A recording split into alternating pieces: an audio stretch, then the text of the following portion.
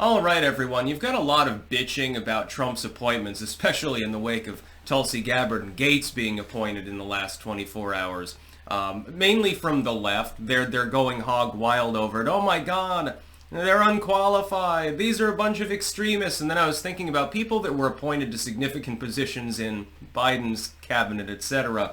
Basically, like Buttigieg, his only qualification was that he liked running trains. Karine Jean-Pierre and Jen Psaki and people that spoke for the White House, not a cabinet position per se, but the people that spoke for the White House, higher-ups in the Energy Department, etc., a lot of it was carpetbagging. A lot of weirdos appointed to the military brass, you know, of whom I speak.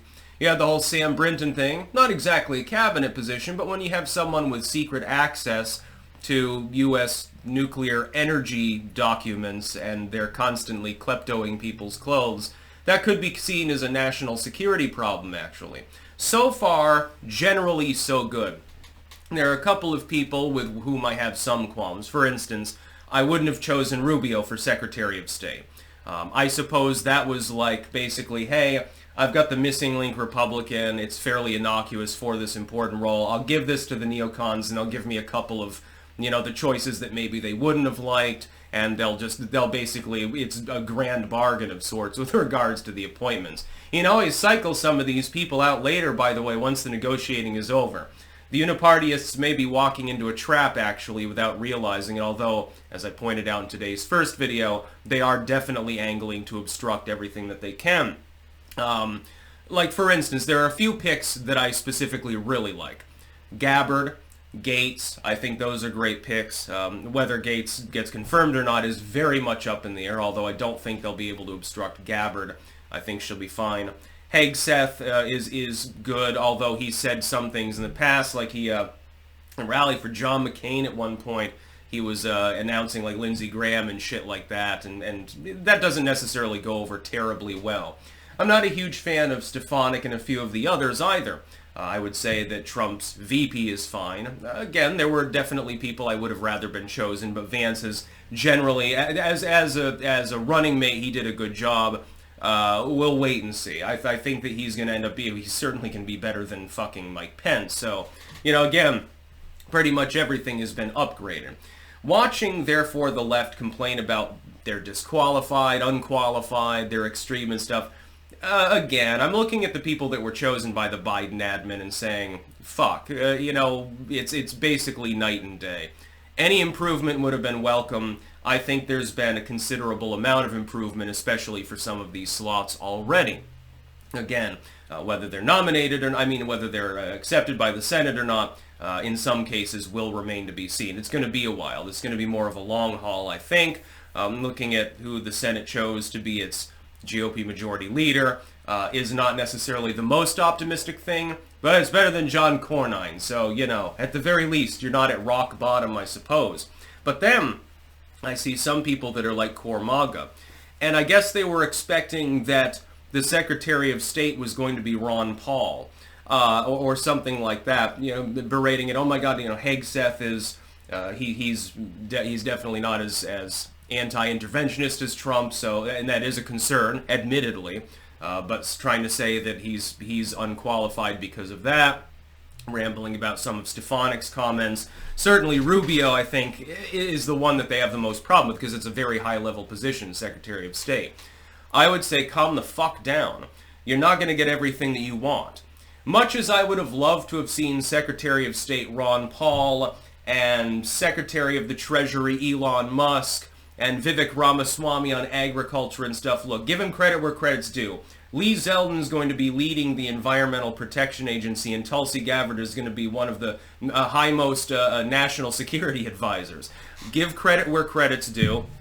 You've already got more wins than you got in 2016, and only half the cabinet's been announced, by the way. You can get Rand Paul in there. Since Rand doesn't want to lead the Senate, maybe he'd like a role in health and human services or something like that. That would be funny, although it's not going to happen. While my wish list for cabinet positions is only half fulfilled, therefore, and again, we've still got more positions to be nominated for, overall good. Better than 2016, certainly. I think that most MAGA would agree on that. and light years better than anything the Biden administration could provably offer. We had that for 4 years. It didn't work very well. A lot of dysfunction, a point where there was open feuding going on between the president and the vice president and their staff on multiple occasions. Again, you saw the other day when Harris and Jill Biden were at the same event. They don't seem to like each other. I think that fundamentally, those of us who suspected that to be the case, I think that we've been borne out as absolutely correct at this time. I think you see generally people who are going to be in the cabinet or advising the president who will work better together. I see fewer people here that are likely to try to lean in on Trump and control him. I can't imagine that Tulsi Gabbard would do that, or Lee Zeldin certainly. Some of the others, even Rubio.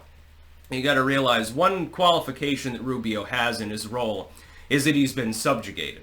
Effectively, he's just going to be there to rubber stamp Trump's policies. I think that he understands, and he's like, well, yeah, I'm still Secretary of State, by the way, giving me a shot in the future at getting back into more main broad politics more easily, because I'll have had that role.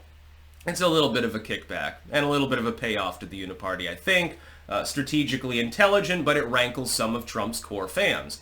It does not rankle me, just to be clear. Well, again, there are things that some of these people have said and done that are things that should be criticized, and those should be pointed out, and it should be, we should hold Trump to a decent standard with regards to what the people around him are doing. I don't see any specific warning signs going off. I don't hear alarm bells going off at this time. And so overall, I'm comfortable with the people that are being chosen for these roles. The left has gone completely apeshit, especially in the wake of Gates and Gabbard and Hegseth to a degree. And Zeldin, he sort of flew in under the radar. I would think that having Lee Zeldin on the EPA, given his particular stated opinions, I would think would have bothered them more. But for some reason, they almost glossed over Zeldin, which is hilarious to me, considering how important that particular role is, and again, some of the things that he said. They seem to have ignored that. I guess it didn't appear on MSNBC as front page or something, so they're blissfully unaware of who's going to be leading the EPA, and I can't imagine he'll be obstructed. So calm down. Don't worry about it too much, and again, you still got a bunch more appointments to have to be made. That's about all. Peace out.